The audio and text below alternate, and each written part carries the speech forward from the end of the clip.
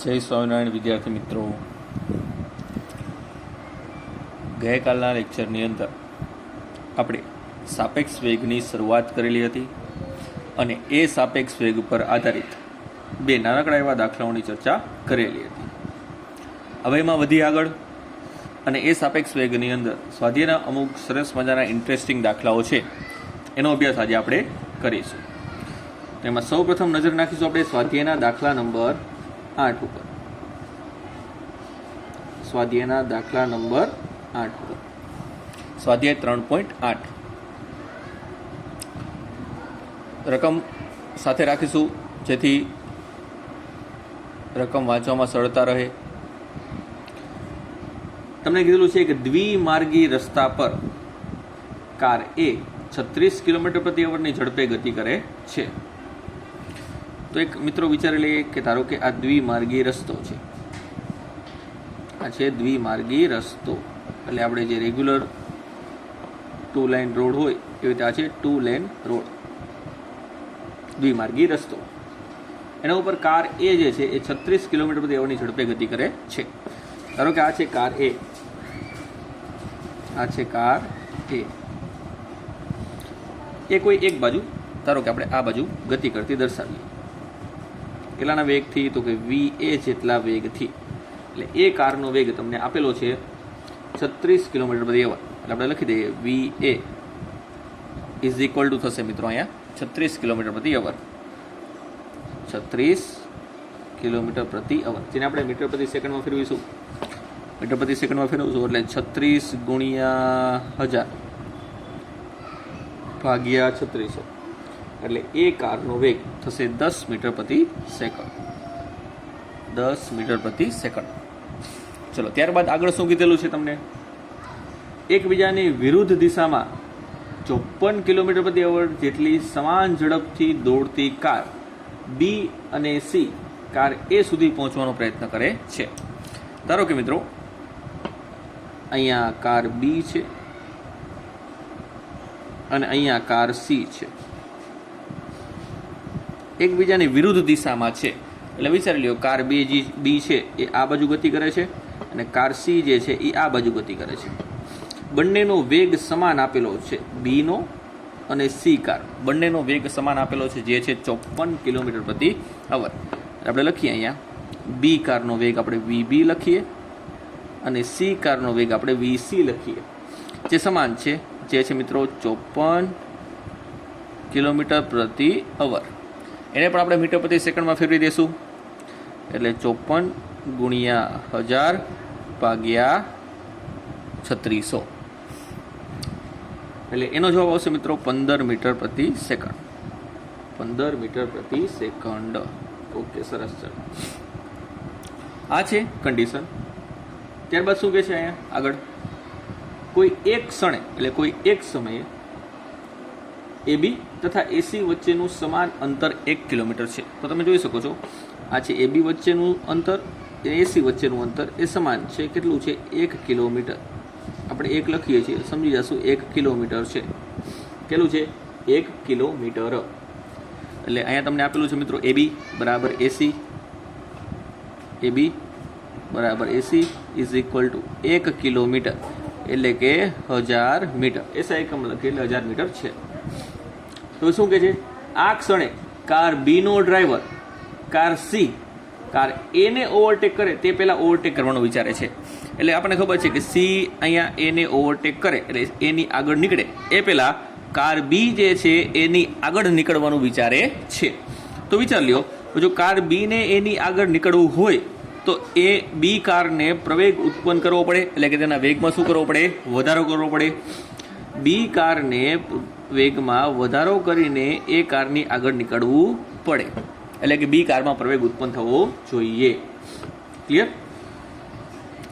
ક્યાં સુધીમાં બી કારવાળો જે છે એ આગળ નીકળી જવો જોઈએ?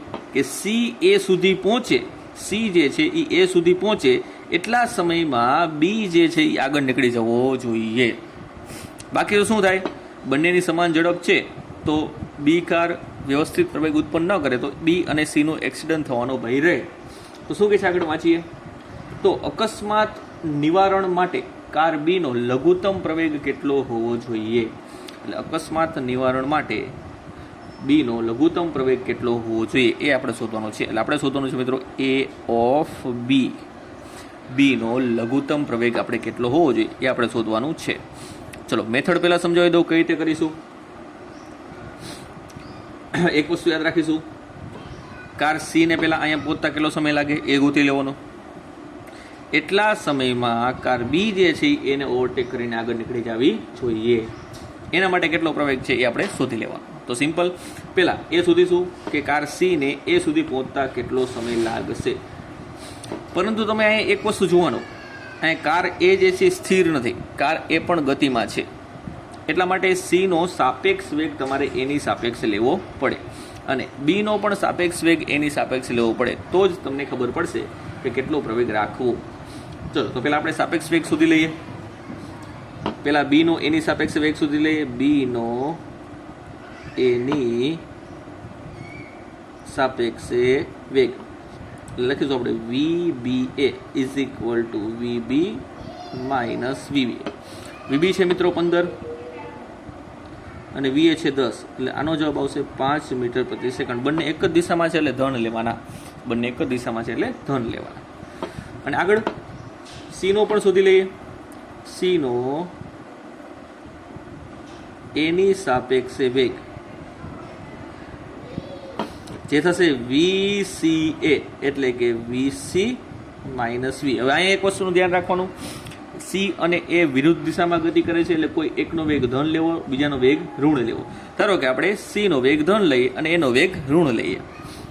તો સીનો વેગ ધન છે એટલે થશે મિત્રો સીનો વેગ 15 અને એનો વેગ આપણે ધારો કે ઋણ લઈએ એટલે એ થશે -10, એટલે આ થશે મિત્રો 25 મીટર પ્રતિ સેકન્ડ. તમે કોઈ પણ ધન અથવા તો ઋણ લઈ શકો છો, જવાબ 25 જ આવશે. ક્લિયર? એનાથી કોઈ મતલબ નથી. આ મળી ગયું સાપેક્ષ વેગ. ચલો તો હવે સૌપ્રથમ એ શોધી લઈએ આપણે. હવે સૌપ્રથમ એ શોધી લઈએ મિત્રો કે સી કાર એ સુધી પહોંચે તો એને કેટલો સમય લાગશે. બંને ગતિમાન હોવાથી સીનો વેગ તમારે કન્સિડર કરવાનો રહેશે સાપેક્ષ વેગ, કોરેકોરો વેગ નહીં. ચલો તો આપણે લઈએ. ધારો કે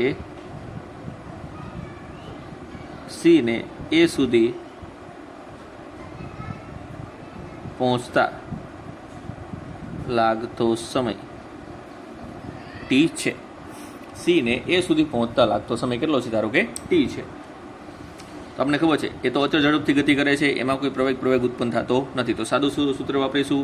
ઝડપ લેવાની છે મિત્રો તમારે CA સાપેક્ષ તે ઇઝ ઇક્વલ ટુ અંતર, કાપવું પડતું અંતર ધારો કે D છે અને આપણે D કહી દઈએ છીએ. D ઓકે, કાપવું પડતું અંતર D છે અને એના માટે લાગતો સમય કેટલો છે? T. આપણે શું શોધવાનું છે? સમય. તો સમયને કરતા બનાવો તો સમય બરાબર થશે અંતરના છેદમાં ઝડપ. અંતર છે મિત્રો 1000 મીટર અને ઝડપ છે મિત્રો 25, એટલે 1000 ભાગ્યા 25, એટલે અહીંયા જે સમયની વેલ્યુ આવશે મિત્રો, સમયની વેલ્યુ એ આવશે 40 સેકન્ડ. એટલે કે સી ને એ સુધી પહોંચતા 40 સેકન્ડ જેટલો સમય લાગશે. હવે શું વિચારવાનું આપણે? આ 40 સેકન્ડમાં અહીંયા પહોંચી જશે. સાપેક્ષ વેગથી જ ગણતરી કરેલી છે આપણે, કારણ કે એ પણ સામે ગતિ કરતો હોય ને. ઓકે, તો બી ને 40 સેકન્ડની અંદર 1000 મીટર, 1 મીટર જ છે ને, એટલે 1000 મીટર અંતર કાપીને આગળ વધી જવું જોઈએ, એટલે એને ઓવરટેક કરવો જોઈએ. ક્લિયર? તો લખીએ નેક્સ્ટ. ધારો કે ટી બરાબર 40 સેકન્ડમાં બી કાર એ જેટલો પ્રવેગ ઉત્પન્ન કરી 1000 મીટર અંતર કાપીને એને ઓવરટેક કરે છે. કોને ઓવરટેક કરે છે? એને. શું કરે છે મિત્રો? ઓવરટેક એટલે આગળ નીકળે છે. તો એના માટે અચળ પ્રવેગી ગતિનું સમીકરણ આપણે ઉપયોગ કરીએ કે જેમાં અંતિમ વેગ આપણી પાસે ન હોય. અંતિમ વેગ ન હોય તો પેલું અને છેલ્લું નીકળી જાય, બીજું સમીકરણ વધે. શું છે? તો સમીકરણ x is equal to V0t plus 1/2 પરથી એક્સની જગ્યાએ આપણે લેવાનું છે D. V0 એટલે કે તેનો પ્રારંભિક વેગ એની સાપેક્ષે જ લેવાનો, એટલે આપણે થશે VBA into T plus 1/8t². જો દરેક બાજુ કિંમત મૂકી દઈએ. ડી છે 1000, VBA છે 5 ગુણ્યા સમય છે 40 પ્લસ 1/2 એ તો આપણે શોધવાનો છે, સમયનો સ્ક્વેર એટલે 40નો સ્ક્વેર. અહીંયા થશે મિત્રો 4 × 5 = 20 એટલે કે 200. એ 200 ને આપણે 1000માંથી બાદ કરીએ એટલે અહીંયા થશે 800. અહીંયા શું વધશે? 4નો વર્ગ એટલે કે ચકો 16. ચલો 1600 ભાગ્યા 2 એટલે અહીંયા થશે મિત્રો 800. તો એ બરાબર થશે 800/800 એટલે કે 1 મીટર પ્રતિ સેકન્ડ સ્ક્વેર. એટલે બી કારને કેટલો પ્રવેગ ઉત્પન્ન કરવો જોઈએ? 1 મીટર પ્રતિ સેકન્ડ સ્ક્વેર જેટલો પ્રવેગ ઉત્પન્ન કરવો જોઈએ, જેથી અકસ્માત નિવારણ કરીને બી કાર જે છે એને ઓવરટેક કરી શકે. ઓકે, તો આ તો સ્વાધ્યાયનો 3.8 નંબરનો દાખલો. ચલો ત્યારબાદ કન્ટિન્યુઅસલી એના પછીનો દાખલો પણ આપણે જોવાનો છે, સ્વાધ્યાય 3.9.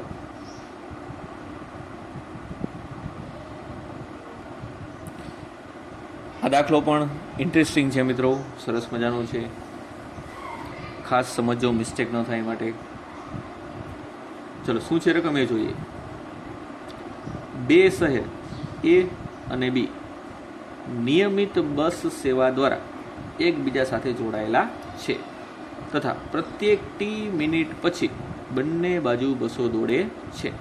એટલે જેમ કે આપણે વિચારીએ કે રાજકોટથી અમદાવાદ જતા હોય આપણે, તો રાજકોટથી અમદાવાદ માટે આપણને અડધી કલાકે બસ મળે, તો એ નિયમિત બસ સેવા દ્વારા જોડાયેલા કહેવાય. અને ટી મિનિટ એટલે કે 30 મિનિટ થયું, અડધી કલાક થયું, અડધી કલાકે તમને બસ મળી શકે છે. તો આ છે મિત્રો કોઈ 2 શહેર, આ છે શહેર નંબર એ અને આ છે શહેર નંબર બી. ધારો કે બંને વચ્ચેનું અંતર ડી જેટલું છે. કેટલું છે? બંને વચ્ચેનું અંતર ડી જેટલું છે. આપણે વિચારી લઈએ કે બંને શહેરો એકબીજાથી ડી જેટલા અંતરે આવેલા છે. પછી આગળ વાંચીએ શું છે. કોઈ એક વ્યક્તિ 20 કિલોમીટર પ્રતિ અવરની ઝડપે સાયકલ દ્વારા એ થી બી તરફ જઈ રહ્યો છે.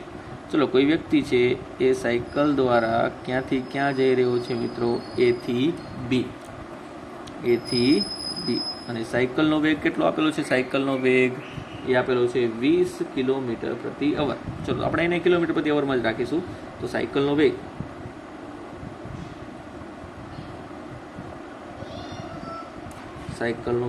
એ તમને આપેલો છે 20 કિલોમીટર પ્રતિ અવર.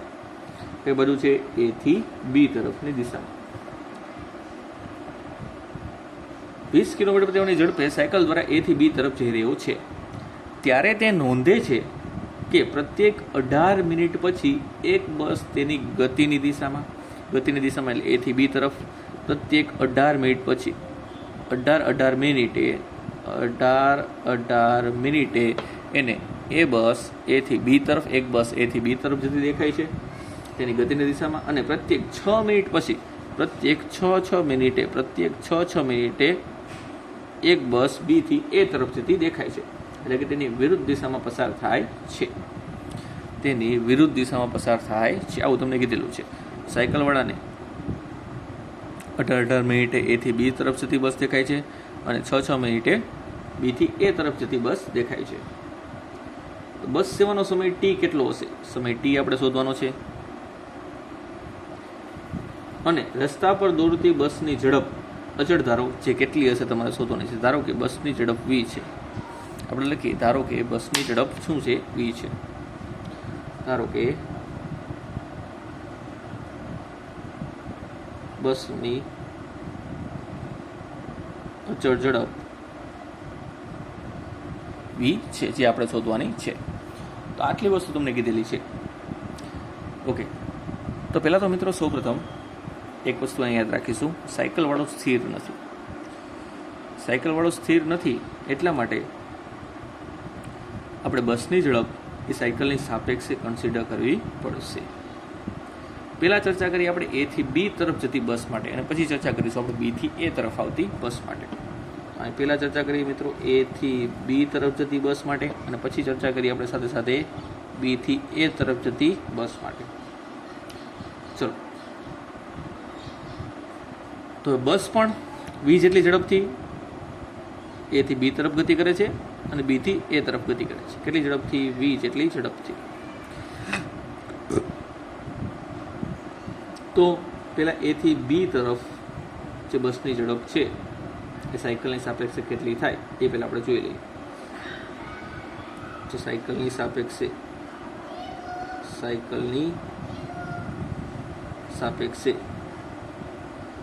બસની ઝડપ.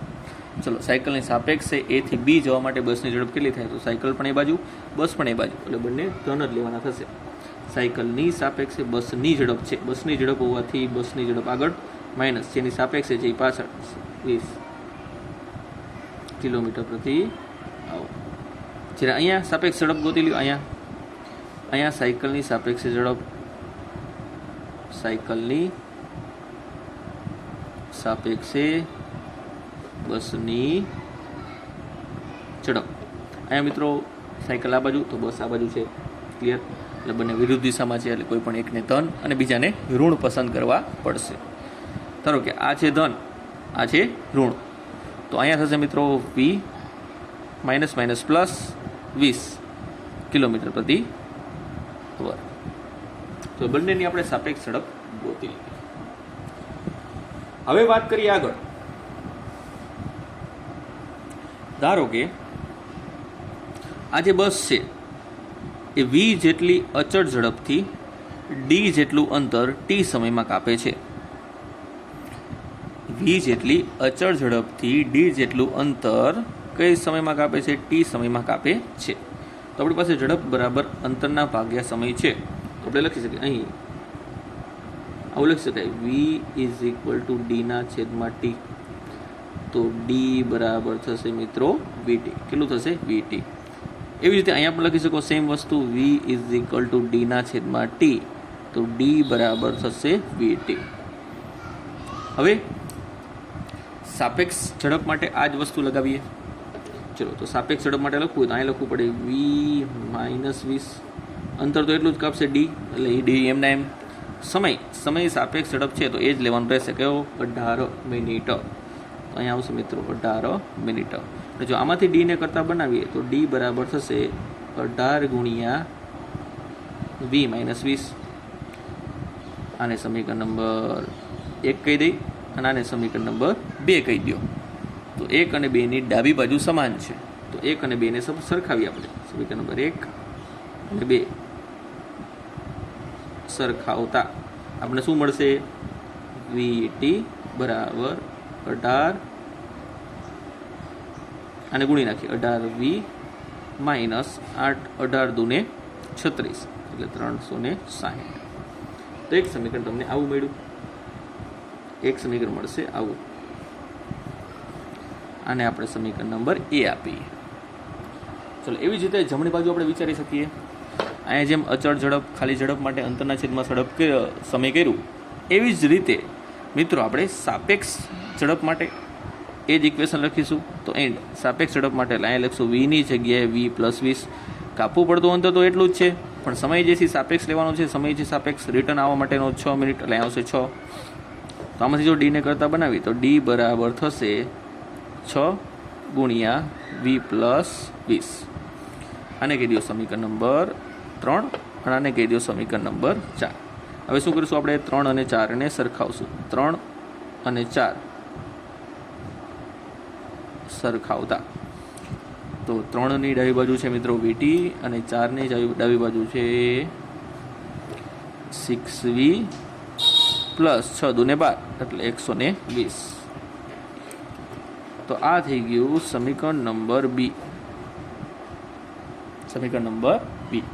ઓકે, હવે A અને B જો A અને B ની ડાબી બાજુ સમાન છે તો આપણે સમીકરણ નંબર A અને B સરખાવશું. આપણે બે વસ્તુ શોધવાની છે, સમય T અને વેગ V, ઝડપ V.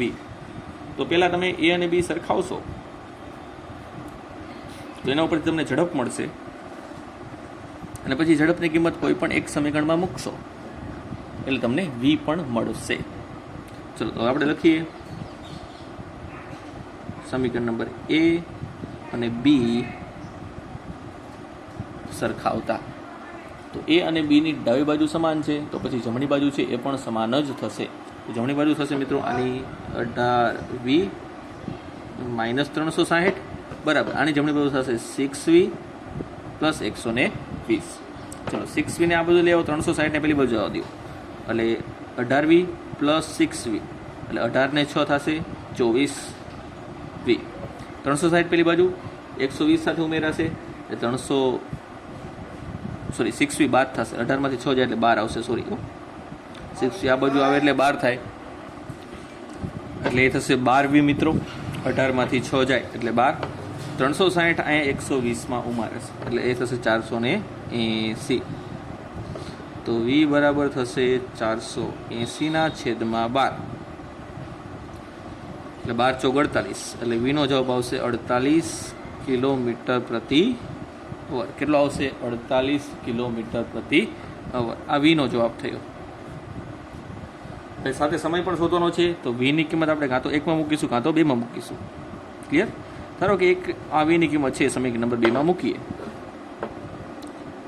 v ની કિંમત સમીકરણ નંબર 2 માં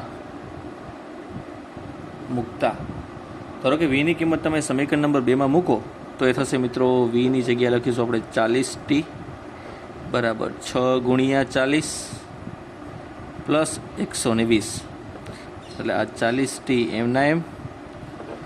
અહીં થશે 6 ચોક 24 240 પ્લસ 120 240 પ્લસ 120 એટલે 360 કોના બરાબર? 40t બરાબર.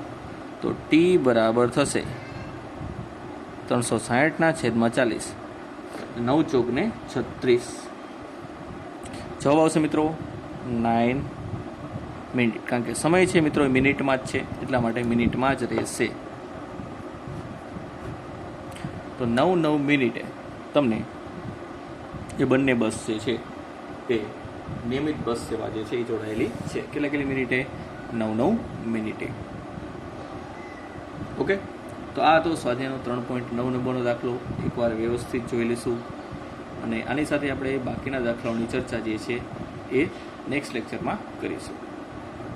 જય સ્વામિનારાયણ.